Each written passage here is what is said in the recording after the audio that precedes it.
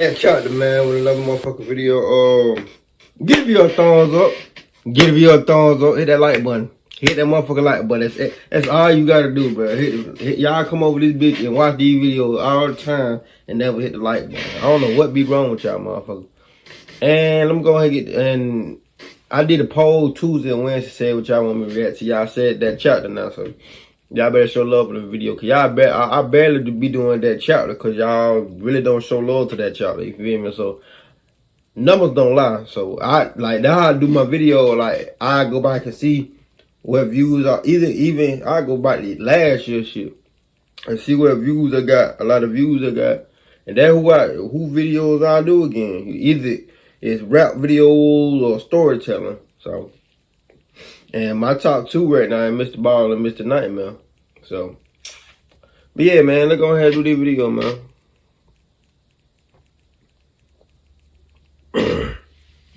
Things. WV, babe. It's right on the border of both Maryland and Pennsylvania, and is home to less than 1,000 people. Damn. I mean, like a lot less than 1,000 people. It's pretty gosh darn small. Excuse my language. It's an old town, been around since before America was, and is an artistic place to be. It's also home to the Berkeley Springs International Water Tasting, if you can believe that. Truly mind-blowing stuff. Yep, it's water alright, and that is where Riley Crossman was born, lived, and growed up. Riley was born on December 22nd, 2003, and as a teen was a dancer, a singer, an artist. She was everything you'd want your teenage daughter to be. She was dating a classmate of hers, a guy named Hayden, and had been for about 8 months. They were mad about each other, and he was well liked by Riley's family also. Now Riley was the oldest in her family. She had one little sister and 2 little brothers, and would split her time between her parents' homes, Lance Crossman and Chantel Oakley. They had divorced, but it was amicable enough, and the family would only grow larger as new people entered the fray. Riley lived mainly with her mother Chantel, her 2 younger brothers, and her mother's new boyfriend, Andy McCauley. So that takes us to May 8th, 2009. A 911 call was made to the Morgan County Police Department Sheriff's Office to say that Riley Crossman was missing. And so officers arrived at 15 Greenway Drive, Berkeley Springs, to follow up on the report of a missing juvenile.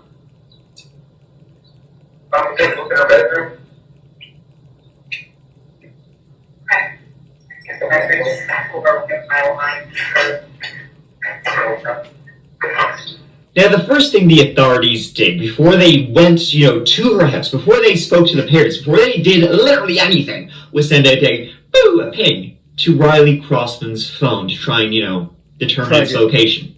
And what did they get? They got nothing. Her phone, dead. And so it was the next morning, the day after, the 911 call was made, the police officers, they rocked up to Riley Crossman's house. And they left it kind of so long, for like a good few hours between the call being made and them showing up to speak to the parents because, teenagers disappear all the time, right? There's always you always hear stories about teenage runaways and with their little bindles and doing this and that and these and those. But this time, things were looking different. And they began to really say, okay, we really need to look into this. Well, one, you got a juvenile who's missing, and 2, Lance Crossman, Riley's father, he went to the police himself and said, I was at the house, I was in her bedroom. It looks like there could have been a struggle. Her TV had fallen over. Damn. Is it straight back?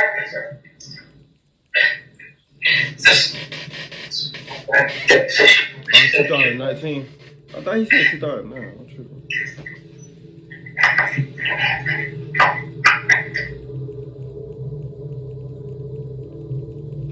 On May 7th, 2 days before all of this, that is when Riley Crossman was last seen. That day, it had been one of them regular ass Tuesdays. Riley, she was in school. She arrived home at about 3:30 p.m. Riley walked in the door of her house and she saw her mother, Chantel, having a nap on the couch. Now, Chantel, Riley's mother, she She worked hard. She was a very hard worker, and she was struggling really to make ends meet. She worked 2 jobs, and so she would work a job in the morning, come home, rest, and then go and work her second job that evening. And when Riley came home from school, that was usually essentially kind of like Chantel's alarm, as in Riley would wake her up saying, "Okay, time to start getting ready." Now, this particular day, though, Chantel was quite sick.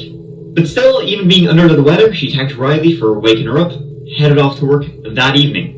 And so then later on that same day, Chantel came home. She entered the door of her house. She saw Andy chilling there on the couch. She went upstairs. She saw the bedroom door, Riley's bedroom door, was closed, thinking maybe she was getting an early night. It's around 10 p.m.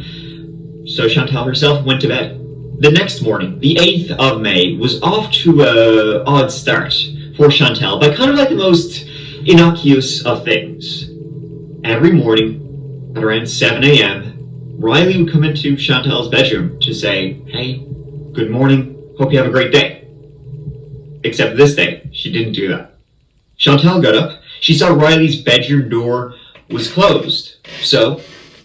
I don't know, cause I don't know, I kind of count, cause I ain't gonna count, like, if my mom see me sleeping, or if my mom know I'm asleep, my mom ain't gonna come in my room, for real. Yes, nigga, I said to them, my mom. But, you feel me, still, like, my mom still ain't I always been like that ever since I was little, like, my mom not gonna come in my room type shit. But I don't know. Chantel went in, saw the room. I don't know who the... Riley was not there. Riley was not in her bed at that stage. Chantel, though, assumed that maybe she'd gotten up early, she'd gone into school earlier that day to go and meet up with friends, which was not like an uncommon thing for Riley Crossman to do at all. And so Chantel got up, went to her job, went to her first job. But she couldn't get through to her daughter at all that day. She called Lance. Lance, her divorced husband, Riley's father, he couldn't himself get through to Riley at all. And so things then became real weird when after 3 p.m. Chantel was alerted by the school that Riley Crossman had been a no-show that day. She hadn't gone to school at all. Oh, shit. Her bedroom empty, she hadn't been at school, and now Chantel was learning none of her friends knew where she was, and her phone wasn't ringing out. It was traced to voicemail. The police were informed of this at about 6 p.m. that evening and then rocked up the next morning. The bedroom was extremely messy, as teens, kids, are wont to do. We just moved in recently. They're trying to remodel. That's why they're living. It looks like crackheads actually is what they call it. Crackhead living. Always don't have walls. But there was definitely some of that what they call evidence. That something was kind of wrong here. Like, for example, right, the room was messy, but they still could find a lot of things. Like her school bag was there. Her glasses, and Riley wore glasses everywhere. Her glasses were there. Her purse was there. In fact, the only thing missing was her phone. If she had indeed done a legger of her own volition, there's definitely a lot more, here that she would have taken. And as they kind of rooted through the detritus of a teenager's... Hey, I'm Zach. I'm a DoorDash and Uber Eats driver. It's a great way to earn extra money on my time, but... They began to notice something which is kind of like you don't really want to see. Spots of blood. Spots of blood on the comforter, on the blanket, on the pillow. But what was even weirder than all this was Chantel told police that when she'd been in this bedroom previously, the morning when she checked on her to see and she noticed Riley wasn't there and she assumed Riley was gone to school, the bedroom was different now. Someone had been in Riley's room since Chantel first went in and noticed she wasn't there. The stepdad. Things were just not the way they were. My mirror we have like this, so I came in yesterday morning. I see who was there. Being there. I feel like I would have noticed her book bag still being there, and especially her glasses, because this is not exactly the way it was. I've been in here digging and looking to see if there was a note or that. And you know what? Speaking of like this and that, these and those, you have got to watch your back. You got to watch out for a lot of stuff. Like the person standing behind me right now, looking over my shoulder, dare I say, follow me around everywhere I go, like someone who, I can't think of anything right now, but something that follows you Well, follower, get the hell out of here! And I'm not afraid to say it, because my good bonus of 4 months for free. He slid that bitch in there, I ain't gonna lie. He definitely just slid that bitch in there so fast. He slid that ad in there. Riley Crossman I get it was too. last seen at her home in Berkeley Springs on May 8th. A search began for Riley Crossman. The police began with questioning the family who had last seen her. They spoke with her mother, Chantel, all that jazz. And Chantel, her story matched. I mean, she was mostly at work at either of her 2 jobs, trying to make ends meet this entire time. Riley's boyfriend, Hayden, he had been on a class trip all day when her parents realized Riley was missing. But they also spoke with Andy. He said he saw her that night. She went to bed between 9 and 10 p.m. Her grandmother had been there too, leaving at about 7 p.m. And then Andy said he was up and out for work at around 4 a.m. Didn't see hide nor hair of her that entire time after she went to bed. When's the last time you saw her? Like 9, maybe 10ish. At night? Yeah. And what context was that? Oh, she was here in the house. She went to bed probably, well, I don't know if she went to bed, but all the kids were in the room by like 9:30. Did she leave in the morning? No. I got 4 o'clock in the morning. That's 5. Okay, go to work. But his colleagues, and Chantel would also confirm this, that he indeed had gone to work that morning. But he hadn't been there the entire day. He had been absent from work, from his construction job, for about 4 to 5 hours during the day, and no one knew where he had been, where he'd gone off to. He borrowed a work truck. The police then dragged him back in for this idiot. And Andy revealed he had a bit of a love for the old drugs, the devil's dandruff, dare I say. Heroin. Dude, no way! This lad? And well, that was his excuse, for lying, for not telling the police, that he'd been away from work all day. Because he had, initially told the police, been in work all day, nothing. Now they were learning something different. He said, okay, this is why I didn't tell you guys.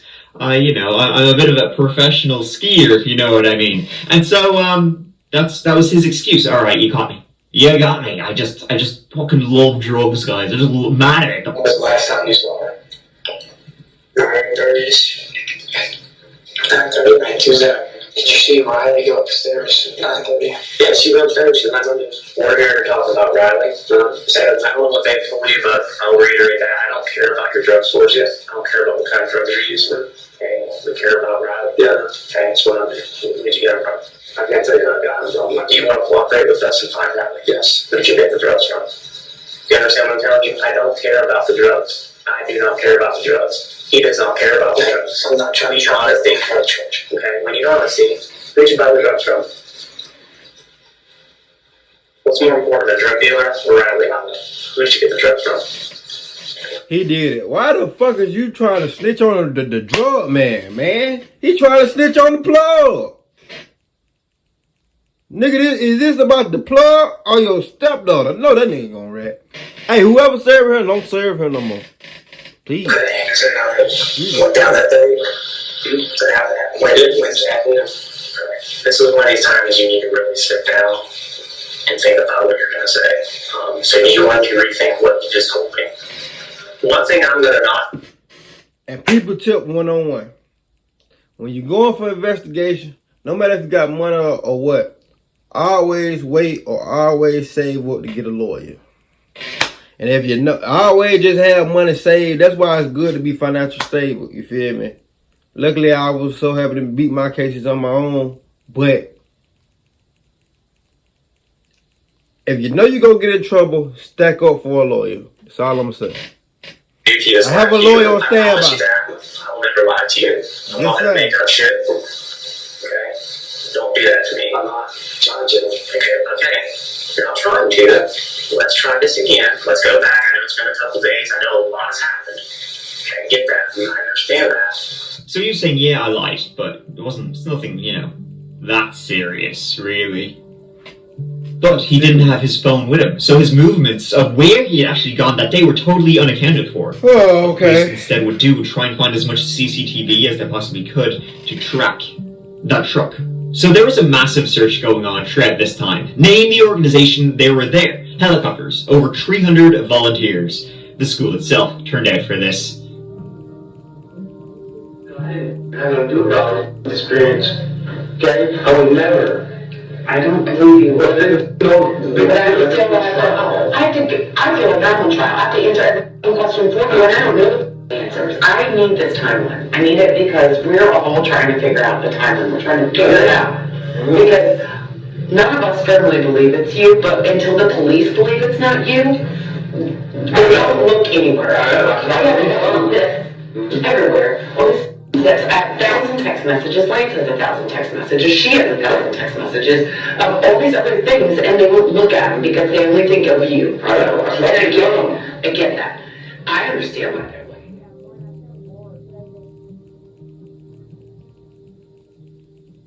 And the night Riley was last seen, she was in her room texting her friends. She was texting till after 11 p.m. that night, the 7th of May. Then she stopped, likely, you can presume, went to sleep. Though then, at 5:40 a.m., so middle of the night, she tried to call her boyfriend Hayden over FaceTime. Really weird time for her to be calling. Now Hayden, he was fast asleep. He didn't answer. He didn't even realize he had missed the call.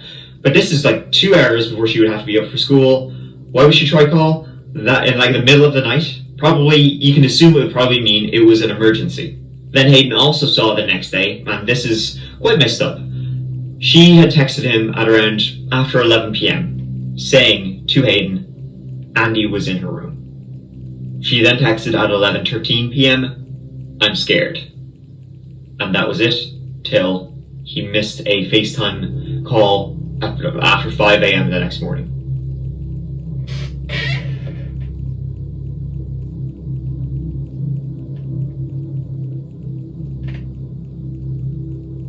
Oh shit.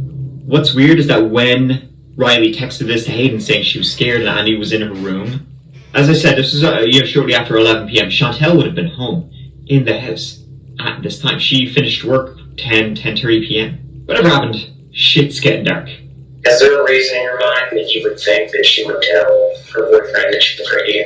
You know, something going on that night when you jump into any sort of argument? Nothing. She FaceTimes her boyfriend all the time. You know what's that, right? I got 2 thoughts. What if I told you her last text to her boyfriend?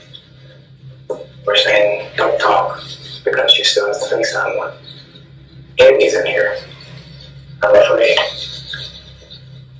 That's what it said. What if I told you that? Obviously, that's crazy. How? 100%. Obviously, that's crazy. She lives in the same house you're in? Yes. Okay. Besides her boyfriend and mom.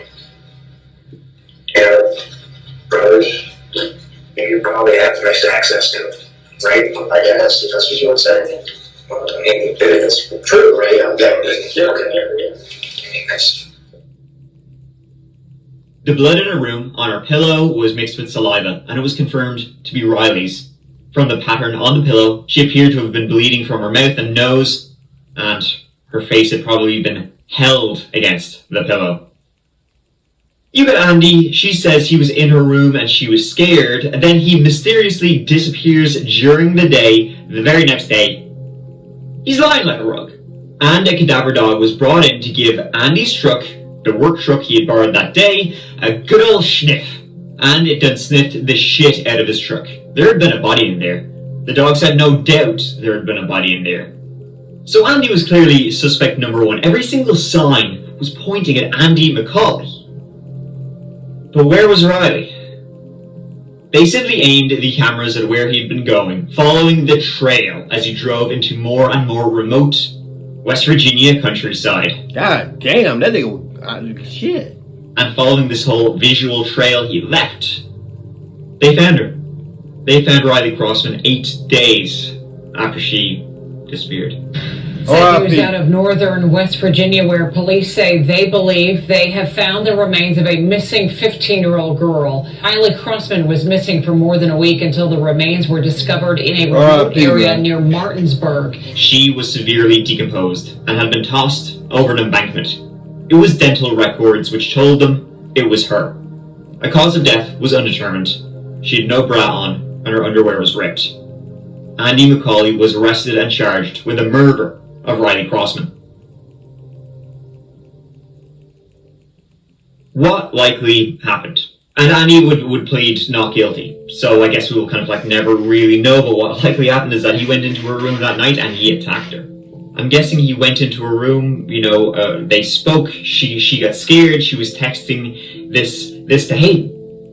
Then maybe he came back in then a couple of hours later at like 5 a.m. And this time she awoke, she turned on her FaceTime to try and, so that Hayden could listen into what was happening. After all, Hayden only lived a half a mile away.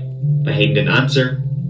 And then, yeah, he'd been in there, the motive sexual, most likely, and he had suffocated her to death, probably using the pillow to stop her from screaming. Then he hid her body in her bedroom until after Chantel had left that morning, until the house was empty. He went to work in the morning, and he always got a ride to work. Then, at work, he borrowed a truck, drove back to the house, retrieved the body of Riley, and then this big bitch drove out into rural West Virginia. There was also some rumors, and this is totally unconfirmed, that Riley confided in friends that this wasn't the first time he'd gone into a room. I mean, he did it pretty brazenly. Chantel would have been around. She would have been in the house this entire time. He didn't... Did she know about it, or she told her and she ignored her? Type shit. Seemed to give a shit about his girlfriend. The mom ignored her daughter. Somehow hearing about what he was doing to her daughter or something. Fucked up. When Chantel arrived home, she said Andy was sitting on the couch, so he waited until she got home. Then he went in. Maybe it hadn't been the first time he went into Riley's room. A Riley who was just super excited to be getting braces. And Playboy Andy over here, he had a bit of a history with the old crime-arinos.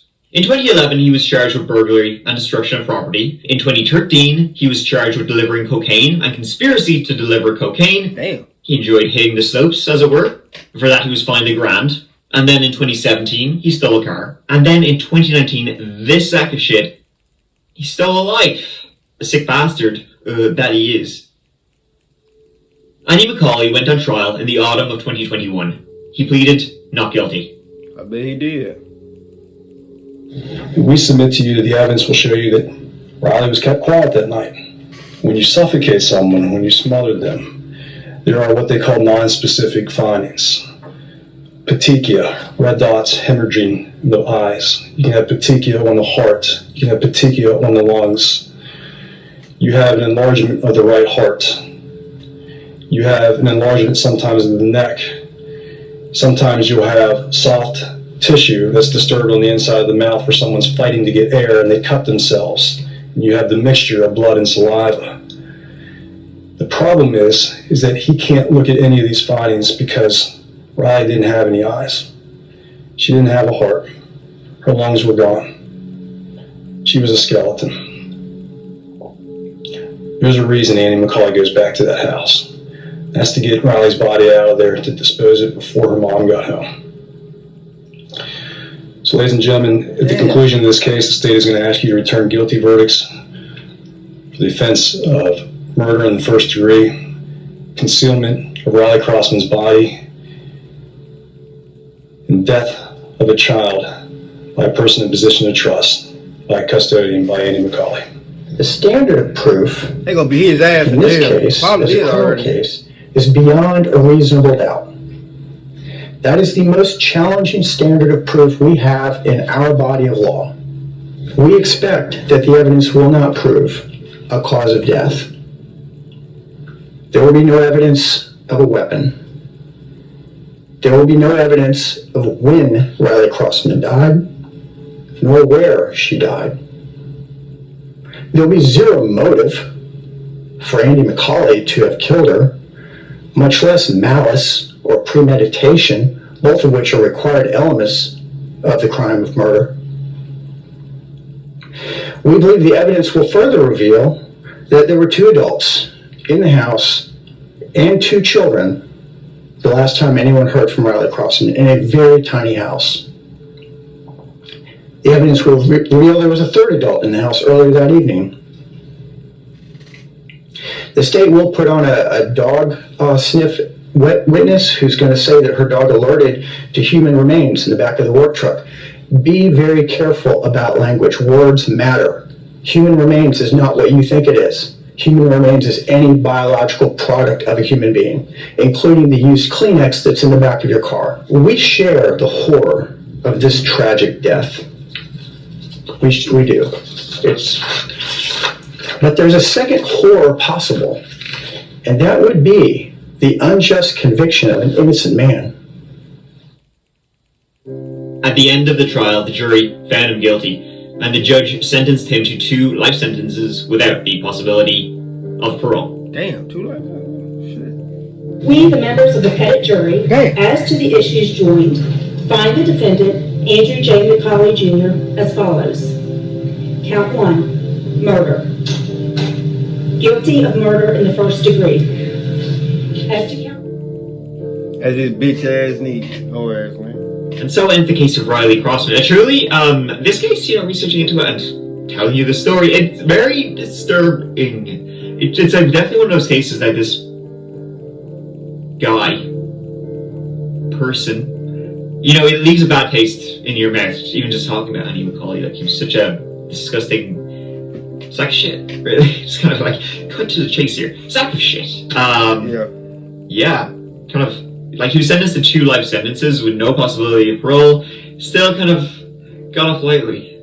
Still stuck in there, this asshole. And Riley, beautiful young woman who would have gone on to do amazing things, suffering a very tragic fate. And condolences to her mom and her boy and her boyfriend too, man. 'Cause I know that shit hurt. Like, yeah, that shit crazy. This story remind me of the other story, man. They had on Netflix and everything. It was a big, when it happened, it was big. Like, y'all remember that story when it was a dude, right? And he got down, dude, like he would come back from home when the police got there, do the welfare check. All the neighbors and shit was outside, trying to see what's going on. Dude, answer the police questions and shit. He fucked around and killed this goddamn wife and the kid and the 2, I think it was two or 3 kids. I don't know, it was 2 kids. I think she was pregnant with one. And he buried their body in it somewhere like a sewage, some shit like that. Y'all know what I'm talking about. But man, give me your thumbs up. This story was crazy, man. That chapter, you did it again, man. That being said, see y'all motherfuckers on the next video. Let's ride, man.